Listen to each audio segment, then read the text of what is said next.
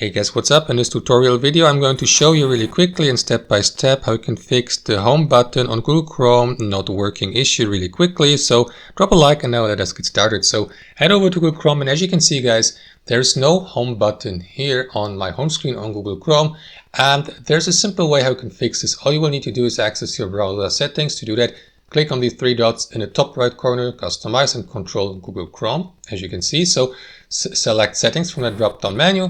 And inside your settings, take a look at that panel here on the left hand side and head over to appearance. And basically what you need to do guys is enable the show home button feature here by switching it on to the right. And that is going to add it to your list of tabs at the top here in Google Chrome, so that you may open the home page by clicking on that home button. And that's basically it. You may also customize your home button. For example, decide whether you'd like your home button to redirect you to a new tab page or to a custom web address by selecting this option by entering the destination page here. So that's it guys, that's how it works. I hope you learned something from that video. Thanks for watching and have a wonderful day.